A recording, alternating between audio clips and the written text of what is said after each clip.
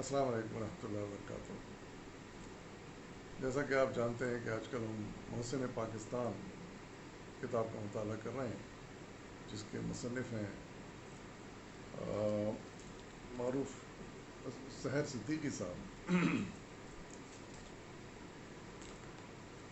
پچھلی قسط میں ہم نے پڑھا تھا کہ پاکستان نے دنیا کا دیکھا دیکھی ایٹامک انرجی کے حصول کی کوششیں شروع کر دی تھیں، اور بلکہ ایک پلانٹ بھی لگا لیا تھا ہم نے کراچی میں کینپ کے نام سے۔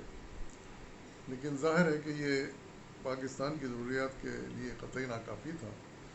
ضروری تھا کہ ہم اس میدان میں اور آگے بڑھیں اور مزید کامیابی حاصل کریں۔ اس زمانے میں ڈاکٹر عبدالقدیر خان جو ہیں وہ ہالینڈ چلے گئے تھے، اور وہاں پر اسی فیلڈ میں یعنی ایٹامک انرجی کی فیلڈ میں آپ جاب کر رہے تھے۔ آپ کے پاس تعلیم تو تھی، ہالینڈ سے ڈگریاں وغیرہ لی تھیں آپ نے، اور پھر جاب بھی وہ اسی فیلڈ میں کر رہے تھے۔ تو پھر جب وہ چھٹیوں میں پاکستان آئے 1974 میں پہلی مرتبہ چھٹیوں میں پاکستان آئے، تو کچھ اہم لوگوں سے ان کی اس فیلڈ کے کچھ اہم لوگوں سے ملاقاتیں ہوئیں۔ تو یہیں سے پھر ہم حالات کا مطالعہ کرتے ہیں۔ یہ ڈاکٹر عبدالقدیر خان 1974 میں جب پاکستان تشریف لائے تو انہوں نے ہی پہلی مرتبہ چند بااثر شخصیات کو یہ مشورہ دیا کہ پاکستان کو ری پروسیسنگ پلانٹ کی بجائے یورینیم افزودگی کا پلانٹ لگانا چاہیے، یعنی انریچمنٹ آف یورینیم، جو کہ بڑا اس فیلڈ میں بہت ہی ضروری ہوتا ہے کہ یہ یورینیم لو لیول کا اس فیلڈ میں کام نہیں آ سکتا ہے، وہ کام نہیں کر سکتا جو کہ اس کو انریچ کرنے کے بعد، اس کی افزودگی کرنے کے بعد اس کو زیادہ بہتر طریقے سے استعمال کیا جا سکتا ہے۔ تو وہ اس وقت وزیر اعظم بھٹو کے کہنے پر ایٹمی توانائی کمیشن کو اس سلسلے میں ضروری ہدایت دینے کے بعد ہالینڈ میں اپنی ملازمت پر واپس چلے گئے تھے۔ یعنی بھٹو صاحب سے ملاقات ہوئی، بھٹو صاحب کو انہوں نے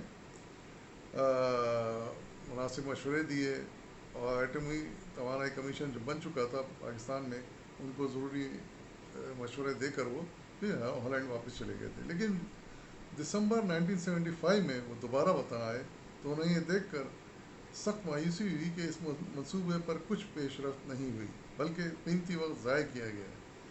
بعض لوگوں کا کہنا ہے کہ وہ آخر وزیر اعظم بھٹو کے اصرار پر ڈاکٹر خان نے ہالینڈ میں ملازمت سے استعفیٰ دے دیا اور پاکستان ایٹمی توانائی کمیشن سے وابستہ ہو گئے۔ یعنی وہ ایک سال بعد جب وہ آئے، یعنی 74 میں آئے تھے، پھر 75 میں جب آئے تو انہوں نے دیکھا کہ انہوں نے جو مشورے دیے ہیں ان کے مطابق کوئی پروگریس نہیں ہوئی ہے۔ بھٹو صاحب سے بھی انہوں نے پھر مل کے یہ شکایت کی کہ میں نے اس فیلڈ کے لوگوں کو اچھے مشورے دیے تھے لیکن انہوں نے پیش قدمی نہیں کی ہے۔ تو پھر بھٹو صاحب نے مشورہ دیا ڈاکٹر قدیر خان کو کہ آپ پھر ہالینڈ کی ملازمت چھوڑ دیں، وہاں ریزائن دے دیں اور پاکستان آ جائیں، تو پھر اس سلسلے میں کچھ پیش رفت ہو سکتی ہے۔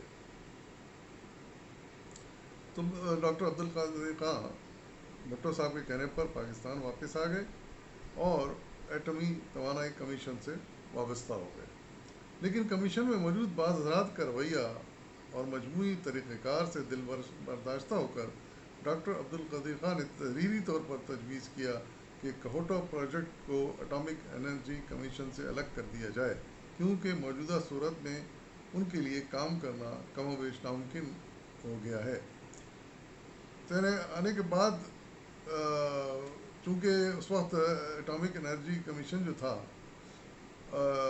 اس کے ساتھ ہی اس کو منسلک کر دیا گیا تھا کہوٹا پروجیکٹ کو۔ کہوٹا پروجیکٹ جہاں پر کہ ایٹمی تجربات کرنے تھے، وہ ایٹامک انرجی کو بہتر سے بہتر زیادہ سے زیادہ بنانا تھا، تو یہ کام چونکہ سلو ہو گیا تھا، اور ڈاکٹر عبدالقدیر خان کے خیال میں یہ اس وجہ سے تھا کہ کہوٹا پروجیکٹ کو اٹیچ کر دیا گیا تھا ایٹامک انرجی کمیشن سے۔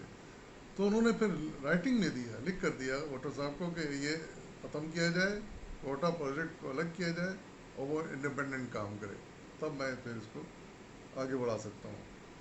तब भुट्टो ने इसे अपने दिल की आवाज़ ख्याल किया और कोई वक्त ज़ाय किए बगैर इस तजवीज़ को मंजूर कर दिया, और यूँ 31 जुलाई 1976 को कोहोटा इंजीनियरिंग रिसर्च लेबॉर्ट्रीज़ के नाम से इस खुद मुख्तार इदारे का क़याम अमल में आया, जिसका सरकारी नाम अब doctor A.Q. Khan research laboratories है, मगर जो दुनिया भर में कोहोटा प्लांट और कोहोटा प्रोजेक्ट के तौर पर भी मशहूर है। मुझे एक इंतहाई बाखबर आला अफसर ने बताया कि डॉक्टर खान के प्रोजेक्ट को खुद मुख्तार बनाने के बाद भुट्टो साहब ने डॉक्टर खान को एक शाम अपने पास बुलाया और कहा, उनके अल्फाज हैं भुट्टो साहब के, कि मिस्टर खान, मैंने तुम्हें मायूस नहीं किया, उम्मीद है तुम भी मुझे मायूस नहीं करोगे। उनका मतलब था कि जैसा आपने कहा था वैसे ही किया गया और कोहोटा को एटॉमिक एनर्जी कमीशन से अलग कर दिया गया। अभी एक इंडिपेंडेंट इदारा है जिसके आप इंचार्ज हैं, तो आप मुझे उम्मीद है कि आप मुझे मायूस नहीं करेंगे और वो करके दिखाएंगे जो मैं चाहता हूँ। दरअसल वो भुट्टो साहब ही चाहते थे कि किसी न किसी हवाले से कोई ऐसी कामयाबी हासिल की जाए जिससे वो ये साबित कर सकें कि पाकिस्तान अमेरिका, कनाडा वगैरह की मदद के बगैर भी कोई तारीखी और धमाका खेज पेशरफ्त कर सकता है। इस अफसर की बात यूँ भी सच महसूस होती है कि मोहतरम मौलाना कौसर न्याजी ने अपनी किताब और लाइन कट गई, ये उन्होंने किताब लिखी थी मौलाना कौसर न्याजी ने, में लिखा है कि डॉक्टर खान ने यकीन दिलाया कि सिर्फ 6-7 साल में वो पाकिस्तान को एटमी तवानाई के मैदान में आलमी ताकतों के बराबर ला खड़ा करेंगे।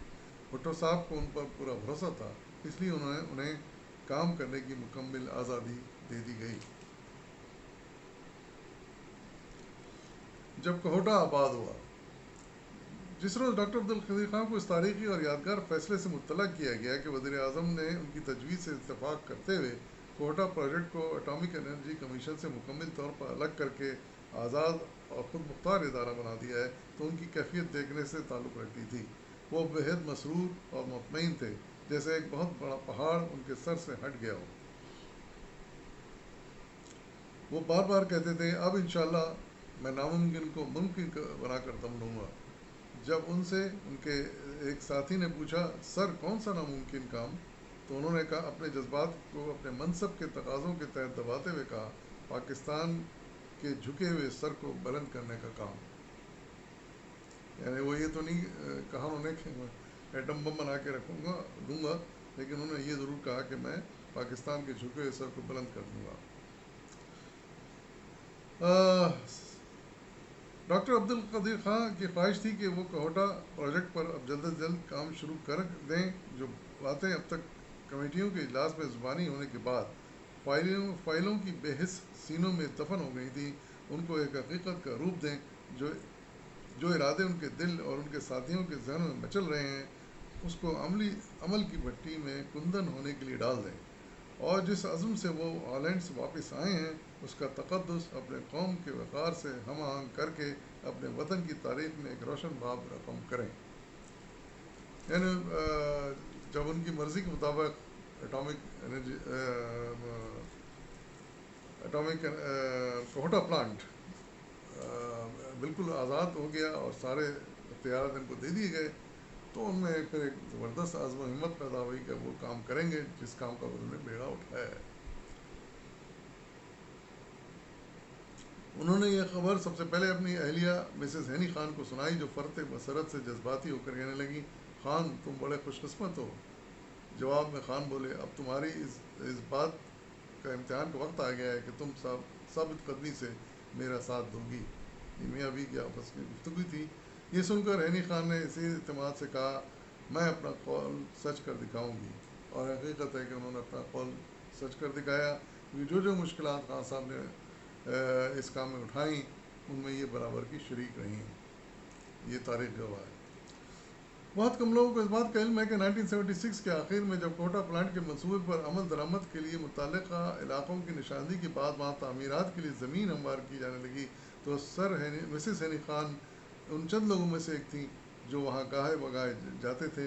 उस वक्त वहाँ बिल्डोज़र चलने और मिट्टी ढोने वालों को कतन खबर न थी कि कितने अहम काम का आगाज़ कर रहे हैं, और उनके हाथों में कितनी अजीम और शानदार कामयाबी की राह हमवार हो रही है।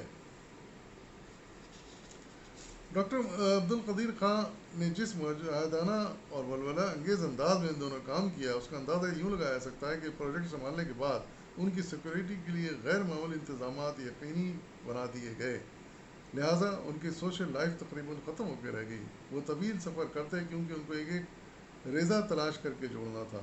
اس زمانے میں ڈاکٹر صاحب کی نقل و حرکت بالکل صیغہ راز میں رکھی جاتی تھی، یہاں تک کہ کہا جاتا تھا کہ خود ان کو بھی اس بات کا علم نہیں ہوتا تھا کہ وہ رات کو گھر سوئیں گے یا نہیں۔ ممکن ہے یہ بات درست نہ ہو، لیکن اس سے یہ ضرور اندازہ لگایا جا سکتا ہے کہ ان کی جان کی حفاظت کی کس قدر اہمیت دی جاتی تھی۔ عموماً وہ سڑک پر نکلتے تو ان کی گاڑی سے ملتی جلتی بالکل اسی نمبر کی پلیٹ اور ماڈل کی 2-3 گاڑیاں ہمراہ ہوتیں۔ باہر سے کسی کو خبر نہیں ہو سکتی تھی کہ کون سی گاڑی میں کالے شیشوں کے پیچھے ڈاکٹر خان بیٹھے ہیں، یعنی ان کی پوری سیکورٹی کا بھی باقاعدہ زبردست انتظام کیا گیا۔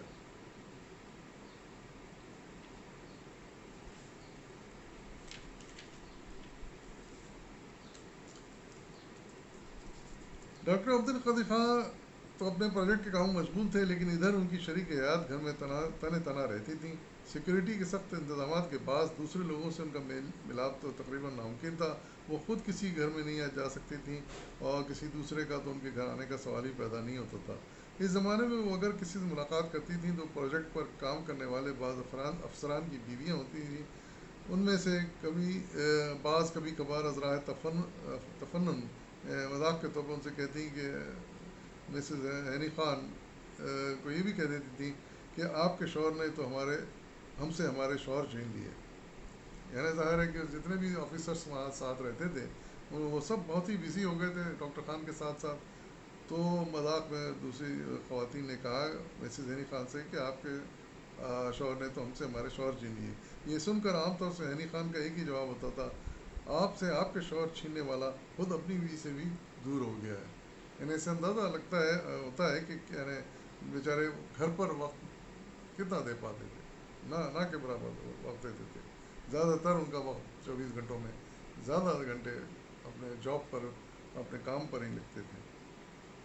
ادھر ڈاکٹر عبد القدیر خان دن رات آرام کی پرواہ کیے بغیر دیوانہ وار پروجیکٹ پر کام کر رہے تھے۔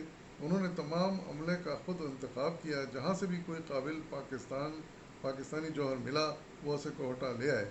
وہ خود تو محنت اور حب الوطنی کے جذبے سرشار تھے ہی، انہوں نے یہی روح اپنے ساتھیوں میں بھی پھونک دی اور ان کو اس کے ساتھ ساتھ سینٹری فیوج ٹیکنالوجی کی ضروری تربیت دی۔ اس کے نتیجے میں ایک ایسی ٹیم بنانے میں وہ کامیاب ہو گئے جس نے ان کی نگرانی اور رہنمائی میں آگے چل کر مختصر عرصے میں یورینیم افزودگی کا عظیم کارنامہ انجام دیا۔ یعنی دن رات کی محنتوں کا انجام یہ ہوا کہ وہ کامیاب ہو گئے یورینیم کو انرچ کرنے کا جو پروسیس ہے اس میں۔ اس زمانے میں وہ روزانہ 12-13 گھنٹے تک پلانٹ پر کام کیا کرتے تھے، حتیٰ کہ چھٹی کا دن بھی وہ کوہٹا میں ہی گزارتے تھے، بلکہ ایسا شاذ و نادر ہی ہوتا کہ وہ شام کو 7-8 بجے سے پہلے گھر واپس آتے ہوں۔ یعنی صبح کے نکلے ہوئے رات میں 7-8 سے پہلے گھر نہیں آتے تھے وہ۔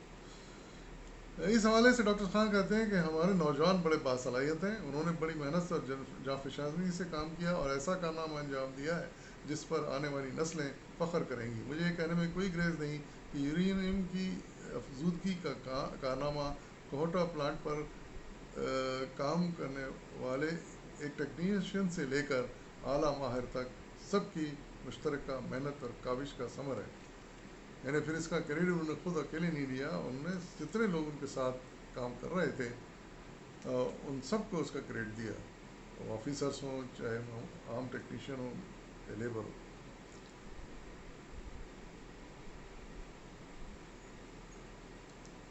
تو آج کا مطالعہ فی الوقت یہیں تک، انشاءاللہ ہم آئندہ قسم میں مزید آگے بڑھیں گے۔ اجازت دیجیے، پھر معلوم